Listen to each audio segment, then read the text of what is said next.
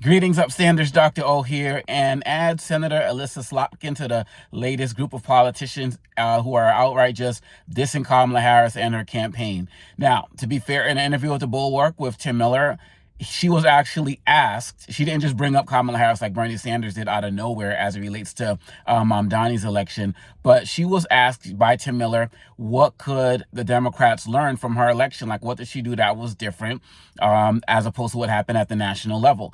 And, that's a fair question. And she said, well, one, she focused entirely on the economy.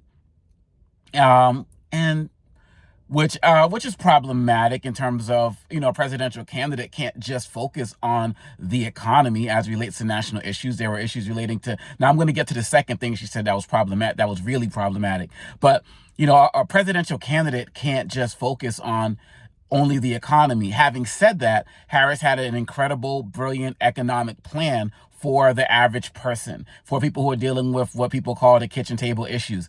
The issues with the Democrats, I'll get to in a second. But then she said something else that was problematic. She said that I had more alpha energy. The Democrats needed more alpha energy, and I had more ounces of that. Like, seriously? Seriously? So you had more alpha energy, and that's the reason why you won and Harris didn't? First of all, what the hell?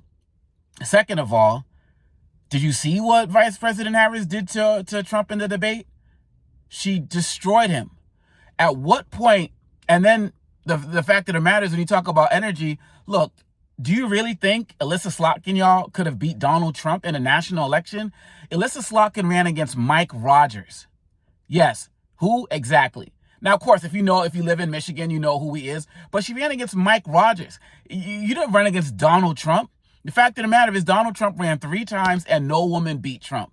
Hillary Clinton had great energy, was in front of the House of Representatives or wherever testimony she had for like 11 hours, had great energy. Kamala Harris had great energy. Kamala Harris went on all of the talk shows and interviews. The problems with the Democrats was they had a marketing issue. That was their biggest problem, was the message and the marketing of their message. Another problem, obviously, was issues relating to the international Israel, Gaza, and so on and so forth. Another question that Elissa Slotkin didn't have to answer at the level of Vice President Harris.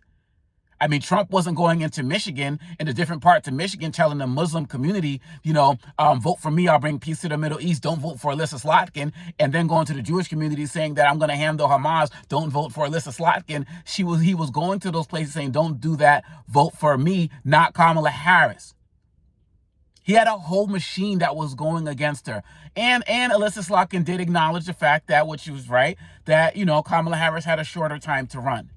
So, it's kind of a mixed bag in terms of her response. But when you add that to Bernie Sanders, when you add that to other people, it's not cool the way that people are targeting Kamala Harris for the way that, Democrats lost the national election. Slotkin wasn't the only person across the country, who won in places that Harris lost. And what also bothers me is that people just don't want to acknowledge the fact in these media outlets. And, obviously the Bulwark is made up of former conservatives or former Republicans who are still, conservative on many levels. But even in some of these liberal outlets where people are interviewed, people don't want to bring up the fact that folks didn't want to vote for a black woman. They don't want to talk about that. They want to say that Trump won because he focused on the economy. Here's the fun fact. Trump didn't focus on the economy. That's real talk. Donald Trump focused on the social issues. Donald Trump, what was the biggest ad that people said doomed the Democrats or doomed the Harris campaign? Was it the ad about the economy? Was it the ad about how Trump was going to make, quote unquote, the grocery cheaper? Was it any of that? No. What was it? It was the trans ad. It was the ad about Donald Trump is for you, Kamala Harris is for they, them. And last time I checked, that's not an economic issue. That's a social issue. It was Trump who ran on, I'm going to protect women no matter what. That's not an economic issue. That's a social issue. I mean, generally speaking. Donald Trump was the one who made Kamala's gender and race an issue. It's not an economic issue. That's what he ran on. That's what he won on. Oh, she's going to be Kim Jong-un's plaything. She's going to be Putin's plaything. They're going to have to do whatever they're going to have their way with her. And we know that there were sexual references to that. Donald Trump did not run on economics. You look at his website, had a terrible economic plan, and look how it's playing out right now. And so this makes me concerned, because it seems like the Democratic playbook going forward as we go into the midterms is to only focus on the economy. It's to only focus on only talk about the economy. But the Republicans have never only focused on their economy. I mean, look at what they're doing. Is it in Missouri, where people voted to enshrine abortion rights, but they're having their workarounds. The fact of the matter is, Republicans, just look at what happened with the Supreme Court. The Republicans are much better at manipulating the courts than the Democrats are. So, look, Elissa Slotkin, you won your campaign. No one's taking that from you. You're doing your thing, good resume and pedigree, potential presidential candidate one day for sure, no doubt about it. But one of the other reasons why, and I'll close with this, one of the other reasons these Democrats need to be careful in how they critique Kamala Harris particularly, and some decide to reach back towards Obama. Oh, and another thing, Elissa Slotkin didn't have to running on Biden's record. Kamala Harris was still the vice president, so she had to toe the line on some levels as it relates to that. But black people, particularly black women, feel completely disrespected and disregarded by the Democratic Party. And so people are not, remember, black men were the number 2 voting branch group behind black women. So what that means is that for the majority of black voters, I'm not talking about people who stayed home, I'm not talking about that. The majority of black voters who voted in the election, people who are engaged in the democratic process, Kamala Harris is beloved. She is beloved. They love her. Not to say none of them were ever critical of her. That's nonsense. Many of them were. I was, and I supported her. So we're not going the romantic, follow any Democrat. No. They loved who she was. They loved what she did. They were pissed off at the situation she was put in.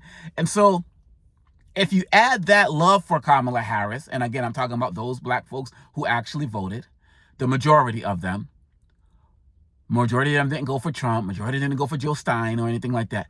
If you take that into consideration, so there's that betrayal on one side, and then you're going to add Democrats only focusing on quote unquote economic issues going forward, and then you add these Democrats taking more shots at the Harris campaign in a way that doesn't seem to be productive, you have a recipe for more black people staying home in upcoming elections. Because already many of us had felt like it was a big FU in the last campaign. Then you continue to keep her name in your mouth, and she's a private citizen. And then you talk about dealing with these economic issues. Elissa Slotkin was talking about, oh yeah, people, one of the biggest things people loved about my platform, the fact that I was bringing up the idea of no phones in schools.